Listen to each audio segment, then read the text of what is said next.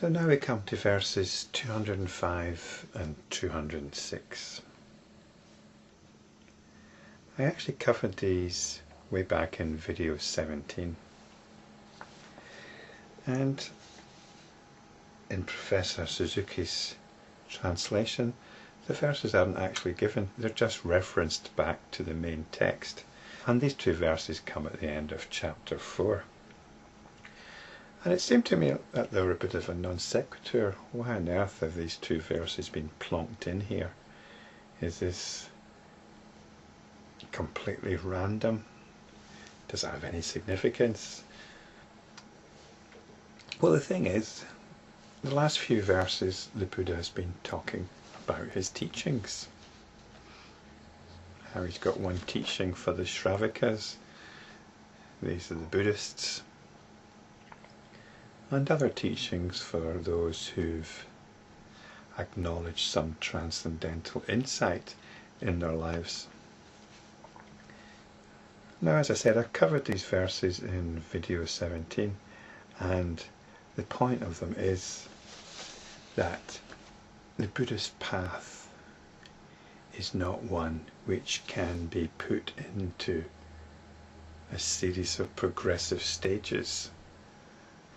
And the path referred to in chapter 4 was that of the bhumis. And again, I've got a couple of videos on the bhumis.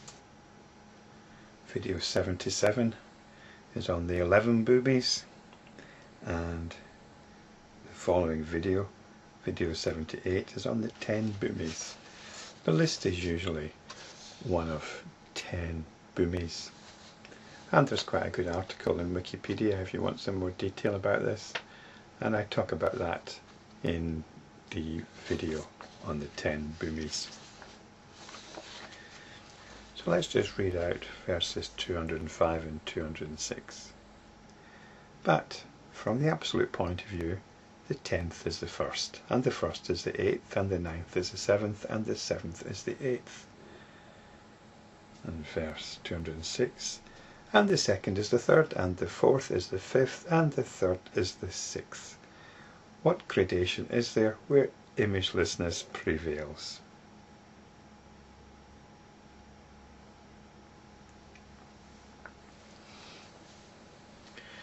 So Professor Suzuki is very careful to put in parentheses here, this is from the absolute point of view.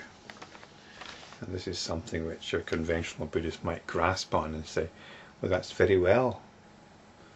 From the absolute point of view, you can say there's no path. But for us that are striving on the path, there is very much a path. Well, good luck to them on that path. But as enlightenment practitioners, we operate from the absolute point of view. As I've mentioned previously, spiritual practice actually begins with enlightenment. This is when the real work begins. This is when you see clearly what you need to do, what needs to be done. Otherwise, what you're doing is no more than a lifestyle choice, which is fair enough. You're going to take on a Buddhist lifestyle if you want. That's one thing. But enlightenment practice has got nothing to do with that. So I was quite tempted to look into this in a bit more detail and to see, well, in what way is the 10th the first and the first the 8th and so on. But I think that would be a little pedantic. And also, I suspect that these verses are just entirely random. The stages are just being flung back at the reader willy-nilly. The thing about these bhumis is to understand them as progressive stages has absolutely no practical relevance if you're taking this as a path, because the path of the bhumis is so advanced, the chances of actually getting on it in this lifetime or in some near future one are pretty much impossible or incredibly remote at best. So we forget that way of thinking. In fact, what I thought I would do here is read chapter 4. These two verses come at the end of chapter 4. It's quite a short chapter, and it's nice to delve into the main body of the text now and again. The way to read this text is not from a head-scratching point of view. As enlightenment practitioners, we can read this text from a celebratory point of view. The image of an American ticker tape parade comes to mind. We can travel down these broad Mahayana avenues. We can enjoy the scenery, enjoy the tone, enjoy the descriptions and the events, enjoy the dialogue. So let's remember, the Lankavatara Sutra is a dialogue between the Bodhisattva, Mahasattva, Mahamati, and the Buddha, the Blessed One. This is on page 182 of the edition that I've got. This is chapter 4, section 80. At that time, Mahamati the Bodhisattva-Mahasattva said this to the Blessed One. Pray tell me, Blessed One, about the state of perfect tranquillisation, and the word here is nirodha, and its further development as attained by all the Bodhisattvas, Sravakas and Pratyekabuddhas.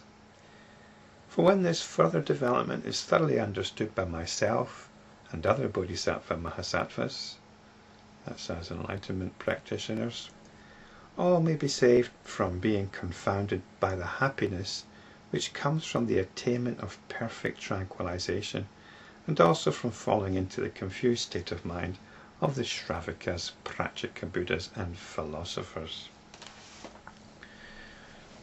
So there's a few points here. And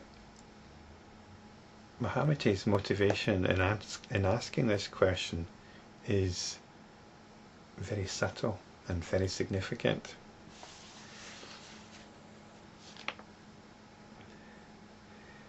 But first of all, he's talking about this state of perfect tranquillisation. This is nirodha, which normally means cessation, and it's cessation from involvement in what we can call samsara, which is reality as we understand it prior to the enlightenment event. Now, what's Mahamati concerned about here? And this is quite refreshing for me, because he's concerned about being confounded by the happiness of enlightenment, of this nirodha, of this cessation. Because when you first stumble upon it, when you first stumble upon the truth, and you realise what you stumbled upon, it's a very happy moment. And that happiness can last for quite a while. You can be quite tickled by it even. I think this is what happened to me. I can't remember. It was quite a while back. But I do remember actually going for a drink in a pub and standing at the bar with my drink and feeling infused with this happiness at the penny having finally dropped. And this was some time after the penny had actually dropped. And I think this tends to be what people focus on. They're looking for the bliss. the guru needs to be radiating this bliss. And I suspect this is one of the differences between Hinduism and Buddhism. I think the Hindus tend to be into this bliss a lot more than the Buddhists. And a lot of Westerners that get into the Eastern thing, they're looking for this bliss, partly because it might reflect some drug experience, and they're looking to get back to that bliss through more natural means without the need of any stimulant.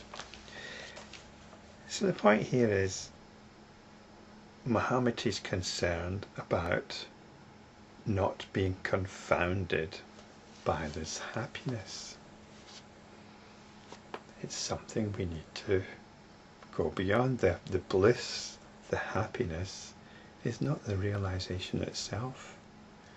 It's the bliss and the happiness is the effect on the ego mind. And so if you're focusing on that happiness, you're focusing on the ego mind and the effect of the realization rather than the realization itself. So this is a very subtle point and a very significant and profound one. And Mahamati is saying this is a confused state of mind, and it's the confused state of mind of the Sravakas, who we can understand as the Buddhists, Pratyekabuddhas and philosophers. And so the Pratyekabuddha is getting the usual rap over the knuckles, in contrast to what was said about the Pratyekabuddha a few verses ago. But never mind that, let's just press on. Said the Blessed One, then listen well and reflect well within yourself. Reflect well within yourself, I will tell you. Certainly, Blessed One, said Mahamati the Bodhisattva-Mahasattva, and gave ear to the Blessed One. The Blessed One said this to him. Those Bodhisattva-Mahasattvas who have reached the 6th stage, as well as all the Sravakas and Pratyekabuddhas, attain perfect tranquillisation. So the 6th stage again is the 6th bhumi. I'm not going to bother about what these 6 stages are, because we've gone beyond that. So all we need to be concerned with now is this perfect tranquility, nirodha, which is enlightenment practice. It's when we are successfully practicing. And I think I ought to actually cover this in the next video.